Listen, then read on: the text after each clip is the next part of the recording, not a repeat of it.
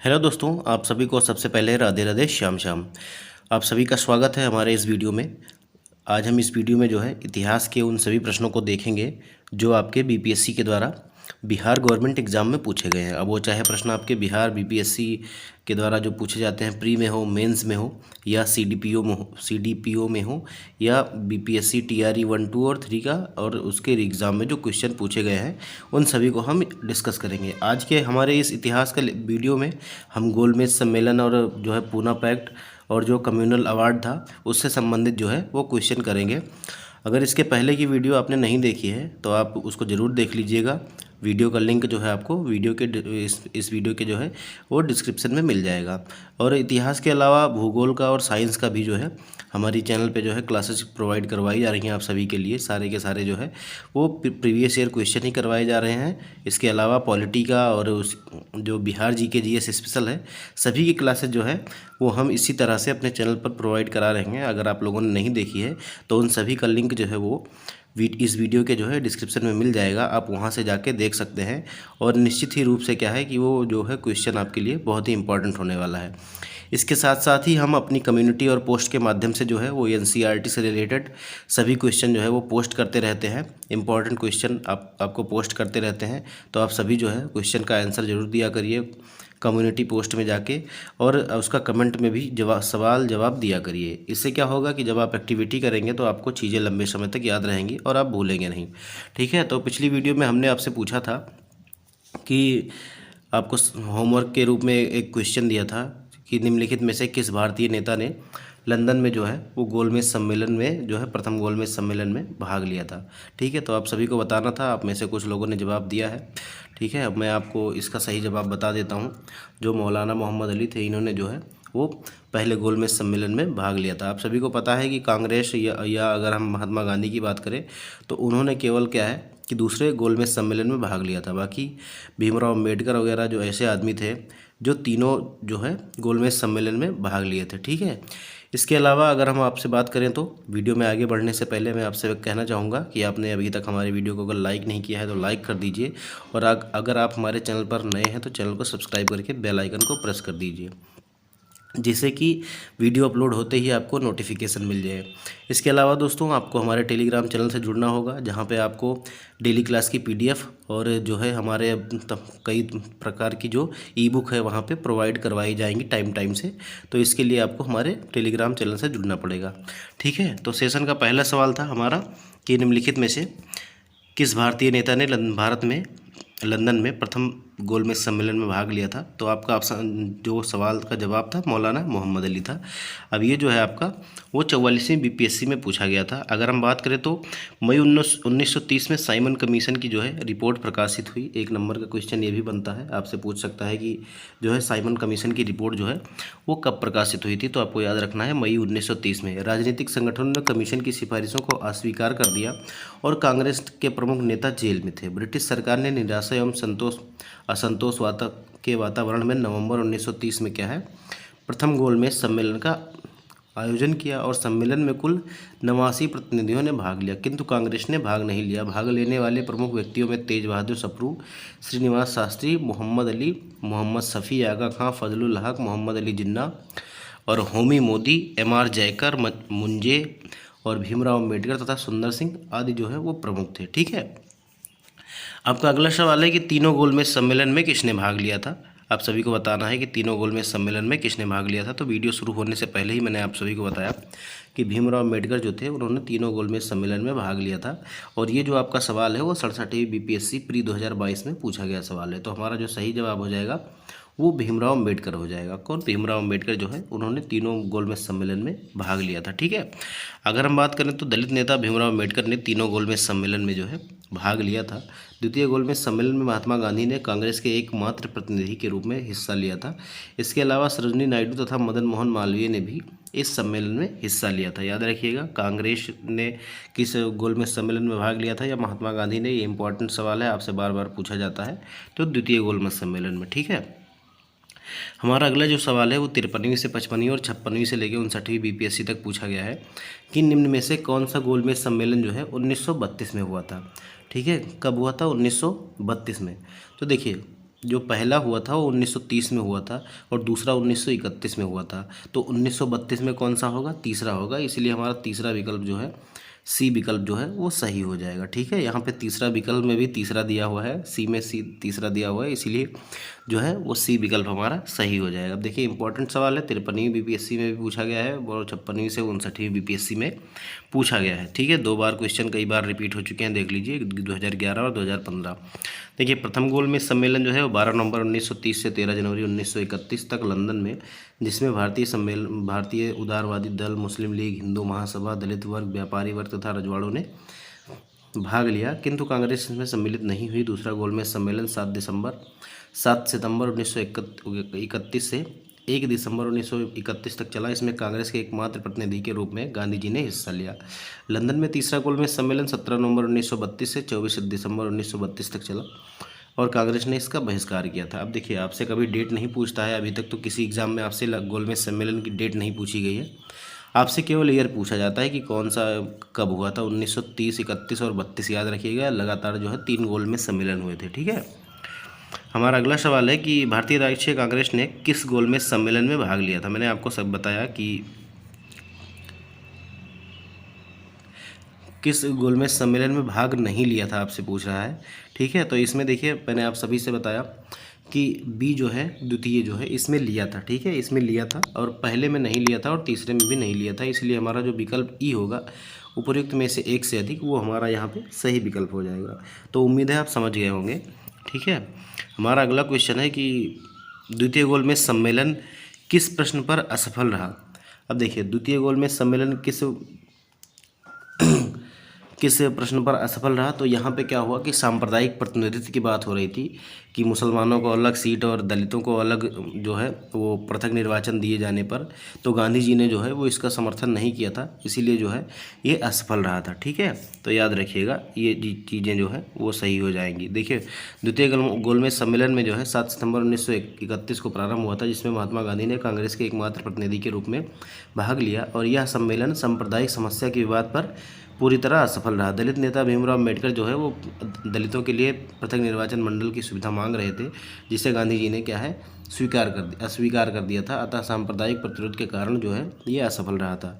सबसे पहले जो है 1909 में पार्लियामेंट्री सुधार के तहत जो है वो मुसलमानों को जो है पृथक रूप से निर्वाचन मंडल दिया गया था और वहीं से जो है ये सांप्रदायिक निर्वाचन मंडल की जो है वो समस्या शुरू हो गई थी।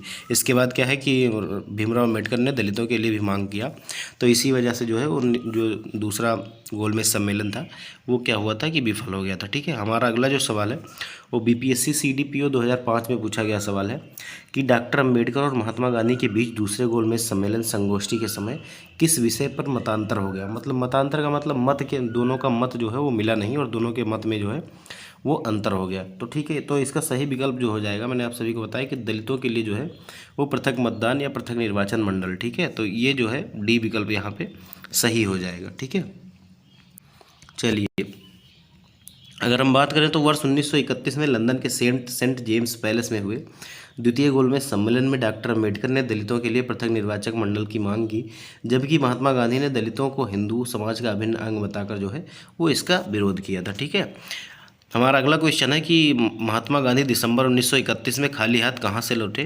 तो आप सभी को पता है कि दूसरा गोलमेज सम्मेलन से खाली हाथ लौटे थे और दूसरा गोलमेज सम्मेलन कहाँ पे हुआ था, तो लंदन में हुआ था, इसीलिए हमारा जो ए विकल्प है वो हमारा सही हो जाएगा। अब ये जो सवाल है आपका 44वीं बीपीएससी प्री 2000 में पूछा गया सवाल है और महात्मा गांधी ने कांग्रेस के एकमात्र प्रतिनिधि के रूप में 7 दिसंबर 1931 से प्रारंभ द्वितीय गोलमेज सम्मेलन में भाग लिया, किंतु 28 दिसंबर को वह लंदन से खाली हाथ निराश होकर मुंबई पहुंचे और स्वदेश पहुंचने पर उन्होंने यह कहा, देखिए स्टेटमेंट याद रखिएगा, इंपॉर्टेंट है, यह सच है कि मैं खाली हाथ लौटा हूं, किंतु मुझे संतोष है कि मैं जो ध्वज मुझे सौंपा गया था मैंने उसे नीचे नहीं होने दिया और उसके सम्मान के साथ मैंने कोई समझौता नहीं किया। तो ये स्टेटमेंट याद रखिएगा, कभी कभी आपसे पूछ लेता है। हमारा अगला सवाल जो है वो है कि राउंड टेबल कॉन्फ्रेंस के समय जो है वो इंग्लैंड का जो है प्रधानमंत्री कौन था। ठीक है, तो राउंड टेबल कॉन्फ्रेंस के समय जो है वो इंग्लैंड का प्रधानमंत्री कौन था, तो जेम्स रैमजे मैकडोनाल्ड जो है वो क्या थे, आपके इंग्लैंड के जो है वो प्रधानमंत्री थे, इसीलिए हमारा जो डी विकल्प है वो सही हो जाएगा। अब देखिए ये भी सवाल आपका बीपीएससी सीडीपीओ प्री 2005 में पूछा गया सवाल है। ठीक है दोस्तों, अगर हम बात करें तो अंग्रेज सरकार द्वारा भारत में संवैधानिक सुधारों के चर्चा के लिए जो है 1930 से 32 के बीच सम्मेलनों की एक श्रृंखला के तहत 3 गोलमेज सम्मेलन आयोजित किए गए थे। इन सम्मेलनों को मई 1930 में साइमन आयोग के द्वारा प्रस्तुत की गई रिपोर्ट के आधार पर जो है वो संचालित किया गया था। इस समय भारत के वायसराय लॉर्ड इरविन और प्रधानमंत्री कौन थे? रैमजे मैकडोनाल्ड थे। तो याद रखिएगा कि जो प्रधानमंत्री थे इंग्लैंड के वो रैमजे मैकडोनाल्ड थे। ठीक है। हमारा अगला जो सवाल है वो हमारा सांप्रदायिक पंचाट और पूना पैक्ट से होने वाला है। अब देखिए ये जो सवाल मैं आपको करवाने जा रहा हूँ ये हमारा बीपीएससी स्कूल टीचर और हेड मास्टर में पूछा गया सवाल है। ठीक है। तो आपसे पूछा जा रहा है कि पूना समझौता पर हस्ताक्षर किसके द्वारा हुआ था या कब किए गए थे।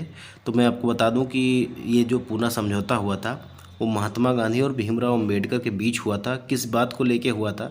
तो जो वो दलितों के लिए अलग निर्वाचक मंडल की बात कर रहे थे, अलग मतदान के लिए बात कर रहे थे, ठीक है, उसके लिए ये हुआ था। और ये हुआ कब था?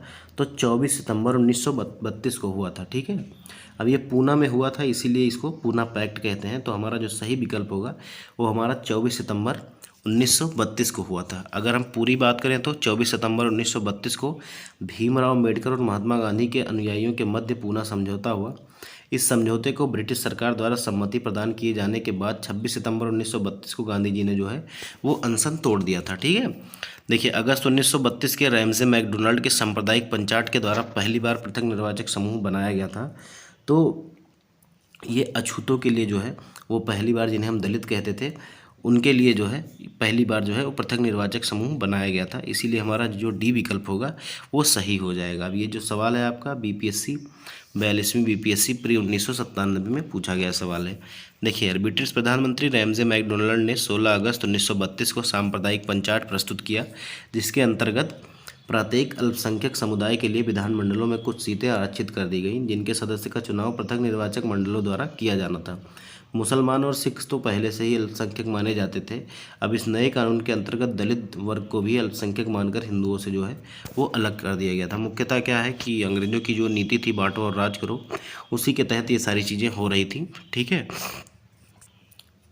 हमारा अगला सवाल है कि सांप्रदायिक अवार्ड एवं पूना पैक्ट में क्रमशः दलित वर्ग के लिए कितनी सीटें दी गई। अब देखिए पहले क्या हुआ था कि सांप्रदायिक अवार्ड में जो है वो पृथक निर्वाचन के लिए 71 सीटें दी गई थी, लेकिन गांधी जी के साथ जब समझौता हुआ तो गांधी जी ने कहा कि अलग सीटें नहीं दी जाएगी और इसी में जो है वो सीटों की संख्या बढ़ा के 147 कर दी गई थी। ठीक है। तो इसीलिए जो हमारा जो बी विकल्प है क्रमशः वो 71 और 147 जो है वो सही हो जाएगा। अगर हम बात करें तो सांप्रदायिक अवार्ड में प्रांतीय विधानमंडलों में दलितों के लिए जो है वो सुरक्षित सीटों की संख्या 71 थी। ठीक है। पहले किसके द्वारा? जो मैकडोनाल्ड थे उनमें 71 थी और इसे पूना पैक्ट में बढ़ाकर 148 कर दिया गया। ठीक है। मद्रास 30, बम्बई 15 और पंजाब 8, बिहार उड़ीसा 18 और मध्य प्रांत में 20 और असम में 7 और बंगाल में 30 और संयुक्त प्रांत में जो है वो जो है 20 सीट कर दिया गया था। कुछ पुस्तकों में यद्यपि यह 147 मिलती है। साथ ही केंद्रीय विधानमंडलों में सामान्य वर्ग की सीटों में से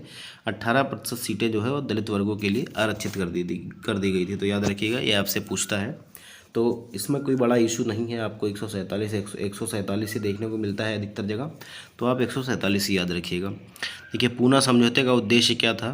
तो पूना समझौते का जो उद्देश्य था आप सभी को पता है, हमने भी पिछले क्वेश्चन में भी बताया कि जो दलित वर्ग को प्रतिनिधित्व देना जो है वो पूना पैक्ट का जो है वो उद्देश्य था।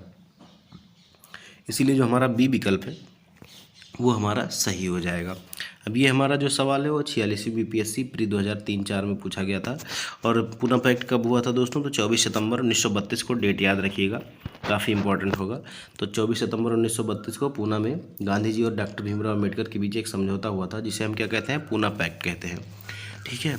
अब वीडियो में आगे बढ़ने से पहले मैं आप सभी से एक बार फिर से कहना चाहूँगा कि अगर अभी तक आपने हमारे वीडियो को लाइक नहीं किया है तो लाइक कर दीजिए और चैनल को सब्सक्राइब कर दीजिएगा। और आगे भी हम ऐसी वीडियो आपके लिए लाते रहेंगे जो आपके एग्ज़ाम के लिए बहुत ही इंपॉर्टेंट होगी।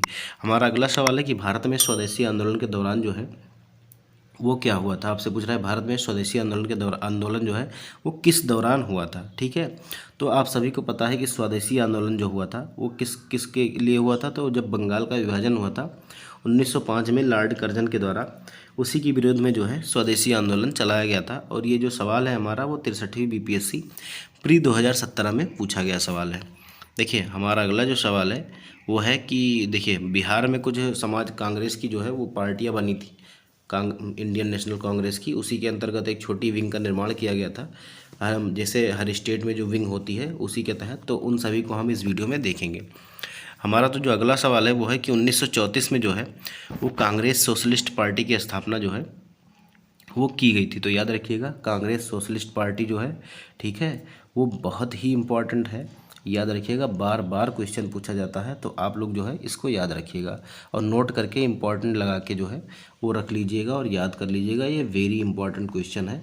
ठीक है, तो आपसे पूछ रहा है कि 1934 में जो है कांग्रेस सोशलिस्ट पार्टी की स्थापना कब की गई थी या किसके द्वारा की गई थी। तो आपका 1 नंबर का तो सवाल ये हो गया कि कांग्रेस सोशलिस्ट पार्टी की स्थापना जो है वो कब की गई थी। तो 1934 में की गई थी। दूसरा जो है आपसे पूछ रहा है कि स्थापना की गई थी मतलब किसके द्वारा की गई थी। तो ये जो है वो जयप्रकाश नारायण के द्वारा, जयप्रकाश नारायण और आचार्य नरेंद्र देव के द्वारा जो है इसकी स्थापना की गई थी। ठीक है, अगर हम बात करें तो वर्ष 1934 में जयप्रकाश नारायण तथा आचार्य नरेंद्र देव के प्रयत्नों के फलस्वरूप कांग्रेस सोशलिस्ट पार्टी का गठन हुआ था। और इस पार्टी के अन्य सदस्यों में डॉक्टर राम मनोहर लोहिया, अच्युत पटवर्धन, मीनू मसानी, अशोक मेहता जैसे व्यक्ति शामिल थे। इस पार्टी का जो प्रथम सम्मेलन हुआ था वो 1934 में पटना में हुआ था, ये भी याद रखिएगा। ठीक है, हमारा अगला सवाल है कि कांग्रेस सोशलिस्ट पार्टी का गठन किस वर्ष हुआ था। मैंने आपसे कहा था कि इंपॉर्टेंट है और देखिए आपका टीआरई 3 जुलाई 2024 में आपसे पूछ लिया गया। तो कांग्रेस सोशलिस्ट पार्टी का गठन जो है वो 1934 में हुआ था और इसके प्रथम अध्यक्ष जो है वो जयप्रकाश नारायण थे और महासचिव जो बनाए गए थे वो कौन बनाए गए थे। तो आचार्य नरेंद्र देव बनाए गए थे। किसने किसने इसकी स्थापना की थी। मुख्यतः 2 लोगों का नाम आता है, किसका, तो जयप्रकाश नारायण और जवाहरलाल नेहरू के नाम, आचार्य नरेंद्र देव, जयप्रकाश नारायण और आचार्य नरेंद्र देव के द्वारा इस पार्टी का गठन किया गया था। ठीक है, पहला सम्मेलन जो है वो पटना में हुआ था। अब देखिए मैं बार बार इस पर फोकस क्यों कर रहा हूँ, क्योंकि ये इंपॉर्टेंट है, आपसे पूछा जाता है। वर्ष 1934 में भी कांग्रेस के भीतर एक समाजवादी दल की स्थापना हुई और कालांतर में यह दल कांग्रेस से पृथक हो गया। आगे चल के जो है वो कांग्रेस से अलग हो गया था। इस दल के प्रमुख नेताओं में जयप्रकाश नारायण, आचार्य नरेंद्र देव, श्री अशोक मेहता और राम मनोहर लोहिया थे। ठीक है, हमारा अगला सवाल है कि कांग्रेस सोशलिस्ट पार्टी की पहली बैठक कहाँ हुई थी। तो पहली बैठक मैंने आप सभी को भी पहले क्वेश्चन में जब इससे संबंधित जो पहला क्वेश्चन कराया वहीं पे मैंने आपको बताया कि इसकी जो पहली बैठक हुई थी वो कहाँ हुई थी। तो पटना में हुई थी। याद रखिएगा पटना में हुई थी 1934 में। ठीक है, देखिए वर्ष 1934 में पटना में कांग्रेस महासमिति की बैठक के समय ही इन सदस्यों की अलग बैठक हुई जिसमें अखिल भारतीय समाजवादी दल की स्थापना को औपचारिक मान्यता दी गई थी। ठीक है, हमारा अगला सवाल है कि कांग्रेस सोशलिस्ट पार्टी की पहली बैठक पटना में हुई थी। अब पटना में कब हुई थी आपसे पूछ रहा है, तो आप सभी को पता होगा या आप रट लीजिए कि 1934 में जब उसकी स्थापना हुई थी उसी समय जो है वो पटना में इसकी बैठक भी हुई थी। ठीक है, तो ये एकदम से रट लीजिए। बिहार प्रांतीय किसान सभा 1929 में, ठीक है, अखिल भारतीय किसान सभा 1936 में और कांग्रेस सोशलिस्ट पार्टी जो है वो 1934 में और बिहार सोशलिस्ट पार्टी जो है वो 1931 में। ये सारी चीज़ें आप याद रखिएगा। ठीक है, हमारा अगला सवाल है कि जयप्रकाश नारायण किस पार्टी से संबंधित थे। तो जयप्रकाश नारायण जो है वो हमारे कांग्रेस समाजवादी दल से संबंधित थे या कांग्रेस सोशलिस्ट पार्टी से संबंधित है। तो याद रखिएगा, काफ़ी इंपॉर्टेंट सवाल है, इसीलिए मैं बार बार आपसे कह रहा हूँ। देखिए कांग्रेस समाजवादी या कांग्रेस सोशलिस्ट पार्टी आपका देख लीजिए, स्थापना 1934, स्थान पटना और संस्थापक जो थे आचार्य नरेंद्र देव और जयप्रकाश नारायण। ठीक है, अन्य सदस्य अशोक मेहता, अच्युत पटवर्धन, मीनू मसानी, डॉक्टर राम मनोहर लोहिया, पुरुषोत्तम विक्रमदास, यूसुफ मेहराली, गंगाशरण सिन्हा तथा कमला देवी चट्टोपाध्याय। देखिए आपसे फिर से पूछा जा रहा है कि जयप्रकाश नारायण जो है वो इस पार्टी से जुड़े थे। पहले देखिए, पहले 42वीं बीपीएससी में पूछा गया, फिर 48वीं से लेकर 52वीं बीपीएससी तक 2008 में पूछा गया। तो कांग्रेस सोशलिस्ट पार्टी से जो है वो जयप्रकाश नारायण जुड़े थे। तो याद रखिएगा जो हमारा सी विकल्प होगा वो हमारा जो है वो सही हो जाएगा। ठीक है, हमारा अगला सवाल है कि बिहार सोशलिस्ट पार्टी के संस्थापक कौन थे। तो बिहार सोशलिस्ट पार्टी के जो संस्थापक थे वो कौन थे, तो आप सभी को बताना होगा कि कौन थे। ठीक है, तो बिहार सोशलिस्ट पार्टी के जो संस्थापक थे वो जयप्रकाश नारायण थे, इसीलिए हमारा सही विकल्प जो है वो ए विकल्प जो है वो सही हो जाएगा। अगर हम बात करें तो जयप्रकाश नारायण बिहार सोशलिस्ट पार्टी से जुड़े थे और वर्ष 1931 में बिहार सोशलिस्ट पार्टी का गठन गंगा शरण सिन्हा, रामवृक्ष बेनीपुरी और रामानंद मिश्रा आदि ने किया था। ठीक है, तो बिहार सोशलिस्ट पार्टी और बिहार कांग्रेस सोशलिस्ट पार्टी और बिहार प्रांतीय किसान सभा और अखिल भारतीय किसान सभा जो है, ये चीज़ें आपको याद रखनी है कि इसका गठन कब हुआ था और इसका जो है वो मतलब सदस्य कौन कौन से थे। इसके अलावा जो बिहार विद्यापीठ है और जो है पटना कॉलेज जो है, इन सब के बारे में भी आपको याद रखना है। मैं एक स्पेशल वीडियो में ये सभी जो है वो आपको करवा दूंगा। हमारा अगला सवाल है कि बिहार समाजवादी पार्टी जिसकी स्थापना कब हुई थी, तो 1931 में हुई थी। एक नंबर का सवाल ये भी बनेगा, ठीक है, याद रखिएगा। तो इसकी स्थापना जो है किसने किया था, तो मैंने आप सभी को थोड़ी देर पहले बताया कि फूलन प्रसाद वर्मा और जयप्रकाश नारायण जो है वो प्रमुखता इसके संस्थापक सदस्यों में थे। तो इसीलिए जो हमारा बी विकल्प होगा वो हमारा सही हो जाएगा। और ये जो है सवाल आपका वो 67वीं बीपीएससी प्री 2021 में पूछा गया है। ठीक है, हमारा अगला सवाल है कि वर्ष 1931 में जो है वो बिहार समाजवादी पार्टी का गठन किसने किया था, तो फूलन प्रसाद वर्मा जी के द्वारा जो है। अब क्योंकि यहाँ पे अगर जयप्रकाश नारायण ऑप्शन में दिया होता तो उपरोक्त में से एक से अधिक हो जाता, लेकिन ऐसा जो है नहीं हुआ है। यह जयप्रकाश नारायण का नाम जो है वो अदर ऑप्शन में नहीं दिख रहा है, तो इसीलिए हम फूलन प्रसाद वर्मा के साथ जाएंगे और हमारा जो ए विकल्प होगा वो हमारा सही हो जाएगा। अब देखिए 65वीं बीपीएससी प्री 2019 में जो है वो सवाल ये पूछा गया है, तो याद रखिएगा। मैं आपसे बार बार कह रहा हूँ कि ये जो सवाल है वो आपके लिए काफ़ी इंपॉर्टेंट है एग्ज़ाम के लिए, और इनको तो आपको रट के जाना है, ये ज़रूर से ज़रूर आएंगे। देखिए जयप्रकाश नारायण को किस नाम से जाना जाता है, तो जयप्रकाश नारायण को जो है वो लोक नायक के नाम से जाना जाता है। ठीक है, किस नाम से जाना जाता है, तो लोक नायक के नाम से जाना जाता है, याद रखिएगा। अगर हम बात करें तो जयप्रकाश नारायण को लोकनायक के नाम से भी जाना जाता है। वर्ष 1942 में भारत छोड़ो आंदोलन के दौरान इन्होंने डॉक्टर राम मनोहर लोहिया तथा अरुणा आसिफ अली के साथ मिलकर गुप्त रूप से भारतीय जनता को संगठित किया। इन्होंने 5 जून 1974 को पटना के गांधी मैदान पर संपूर्ण क्रांति का आह्वान किया और वर्ष 1999 में इन्हें मरणोपरांत इन्हें भारत रत्न दिया गया था। तो ये भी याद रखिएगा कि इन्हें भारत रत्न कब दिया गया था, तो वर्ष 1999 में। ठीक है, हमारा जो अगला सवाल है वो है कि लोकनायक के नाम से किसे जाना जाता है, तो जयप्रकाश नारायण को जो है वो लोकनायक के रूप में जाना जाता है। इम्पोर्टेंट है, याद रखिएगा।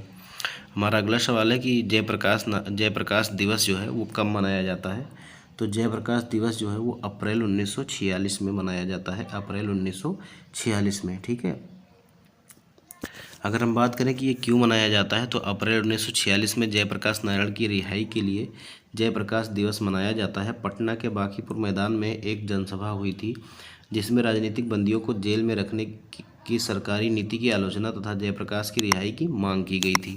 ठीक है, हमारा अगला सवाल है जो आपके कांग्रेस के जो है मंत्रिमंडल से है और प्रांतीय चुनाव कब हुआ था, आपसे सबसे पहले एक नंबर का क्वेश्चन यही बन जाएगा।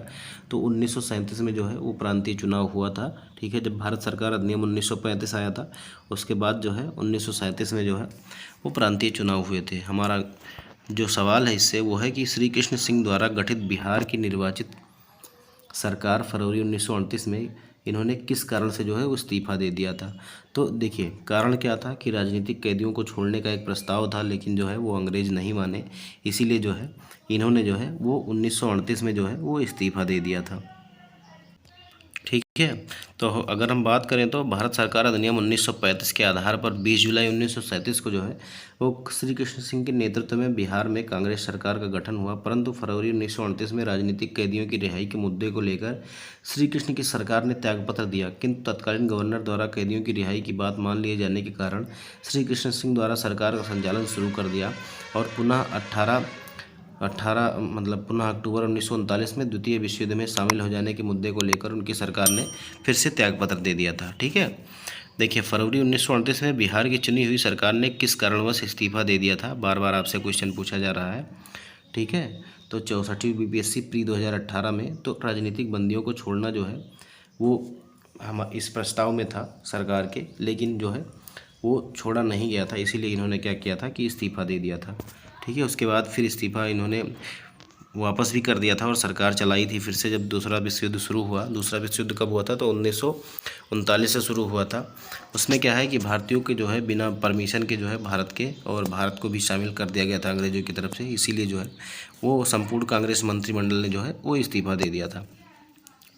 हमारा अगला सवाल है कि प्रांतीय सरकारों का गठन निम्नलिखित में से किस अधिनियम से जो है वो संबंधित था या किस अधिनियम के तहत किया गया था। यह आपका 53वीं से 55वीं बीपीएससी प्री 2011 में पूछा गया सवाल है।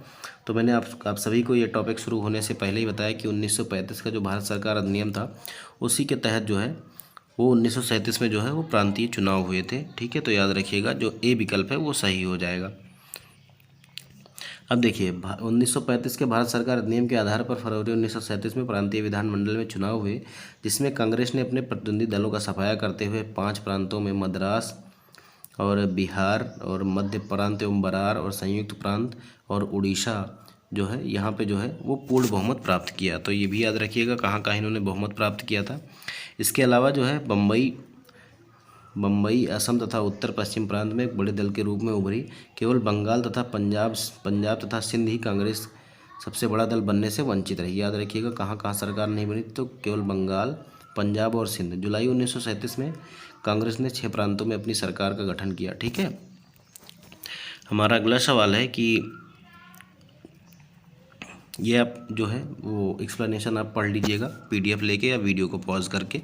ठीक है, ये भी इम्पॉर्टेंट है आपके लिए। ठीक है, और एक चीज़ ये भी याद रखिएगा कि अयोध्या सिंह की जो पुस्तक है उसका क्या नाम है, तो भारत का मुक्ति संग्राम जो है, याद रखिएगा।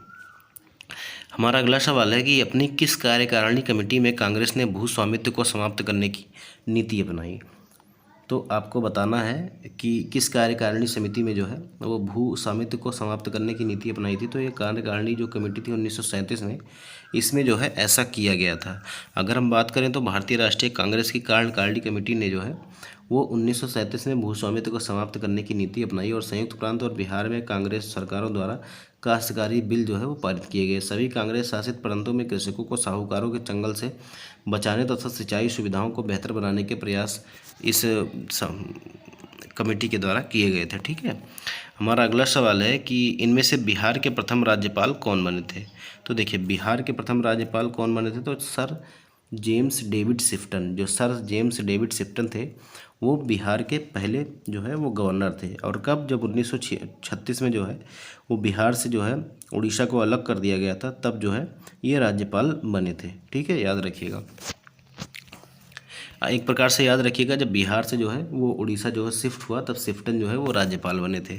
तो ऐसे ट्रिक से जो है याद रखिएगा। देखिए सर जेम्स डेविड शिफ्टन जो है बिहार और उड़ीसा के राज्यपाल थे, किंतु जब भारत सरकार अधिनियम 1935 के तहत 1936 में बिहार से उड़ीसा को अलग कर दिया गया, तो वह बिहार के पहले राज्यपाल बने। उन्होंने बिहार के राज्यपाल के रूप में 1 अप्रैल 1936 से 10 मार्च 1937 तक का कार्य किया। ठीक है, हमारा जो सेशन का लास्ट सवाल है दोस्तों वो है कांग्रेस के त्रिपुरी संकट से। तो इस सवाल का जवाब आपको जो है वो कमेंट बॉक्स में देना है। और आपसे सभी से पूछा जा रहा है कि 1938 में जो है वो भारतीय राष्ट्रीय कांग्रेस के अध्यक्ष जो है वो कौन निर्वाचित हुए थे। तो इस इस सवाल का जवाब जो है वो आपको कमेंट बॉक्स में देना है। और ये भी आप लिख दीजिएगा कि कांग्रेस सोशलिस्ट पार्टी का गठन कब हुआ था।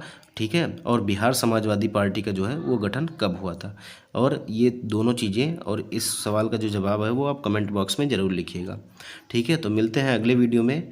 और उम्मीद है कि आपने जो है वीडियो को लाइक कर दिया होगा और चैनल को सब्सक्राइब कर दिया होगा। तो मिलते हैं अगले वीडियो में ऐसे ही बढ़िया प्रश्नों और धमाकेदार सेशन के साथ। तब तक के लिए धन्यवाद।